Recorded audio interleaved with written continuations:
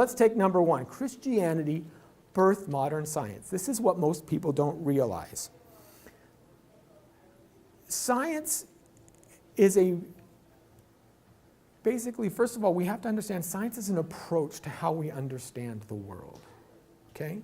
We learn about one facet of our existence by understanding how things work.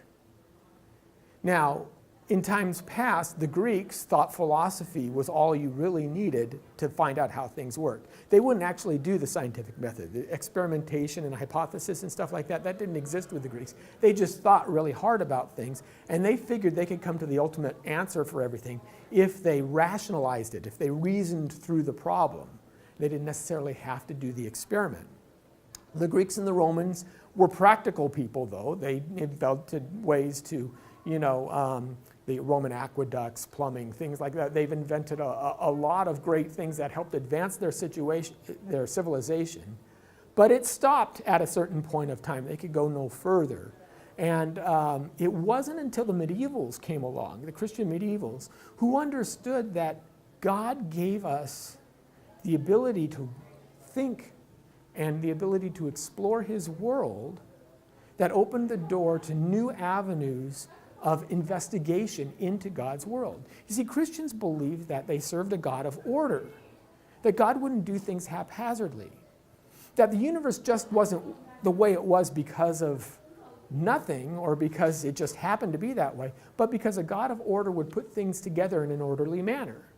And he would allow us, as beings made in the image of God, to discover God's thoughts after him. And so you have philosophers of history like Albert North Whitehead. This is Alfred North Whitehead. He writes, quote, "In the first place, there can be no living science unless there is a widespread instinctive conviction in the existence of an order of things." This is what he's saying. You have to understand that the experiment I do today, right, the laws of nature aren't going to change a month from now or a year from now or a decade from now, so that the experiment I do today can tell me facts about the world that will be consistent in the future and held consistently throughout the past. So if you want to know what an asteroid looked like 200 million years ago, you can understand it by maybe observing asteroids today. God has a consistent order of things. And Whitehead says, particularly an order of nature, the inexpugnable belief that every detailed occurrence can be correlated with its antecedents, with the things that happened before it, in a perfectly definite manner. And that idea must come from the medieval insistence on the rationality of God. He goes on and says, "My explanation is that the faith in the possibility of science, the faith to even do science at all, generated antecedently to the development of the modern scientific theory, is an unconscious derivative from medieval theology. The faith in the order of nature that has made possible the growth of science is a particular example of a deeper faith. This faith cannot be justified by any inductive generalization. You can't just assume it by looking around at the world because other cultures didn't. It springs from direct inspection of the nature of things as disclosed in our immediate present experience." So, what Whitehead is saying is, we assume that there is an order of things, and we assume that those things are orderly and consistent because we assume that there's a God who created that order, and he is a consistent God, keeps things consistently. And a modern example, Paul Davies, agrees with this. He writes, "Over the years, I have often asked my physicist colleagues why the laws of physics are what they are. Now, the answers vary from, quote, 'that's not a scientific question,' to, quote, 'nobody knows. Why does gravity pull you down at 3.91 meters per second squared, for example? Or, why is the atom and the electron balanced in such a precarious way?" Davies says, "The idea that the laws exist reasonlessly, that's just the way they are, is deeply anti-rational.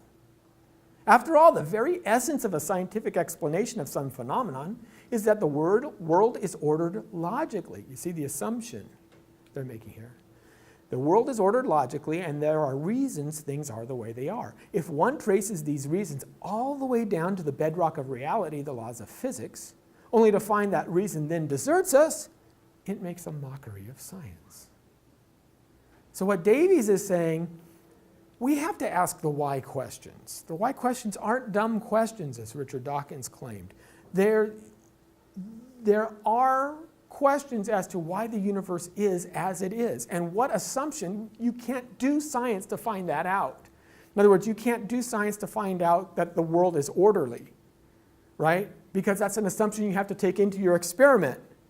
If the world isn't orderly, then the answer is, right, it's kind of like if you're doing an experiment and you're measuring your experiment to see how long it takes to boil something, okay? You have to assume certain things. One of the things that you're assuming is the clock is going to tell you the proper time. Because if you're doing the experiment and timing it, you're assuming the clock is giving you the right answer. If the clock isn't giving you the right answer, then the whole experiment is nonsense, right? It doesn't tell you the right, your data is corrupted, is the way they would put it. Well, they're assuming that there is a logical order before they start the experiment, so the experiment can be meaningful.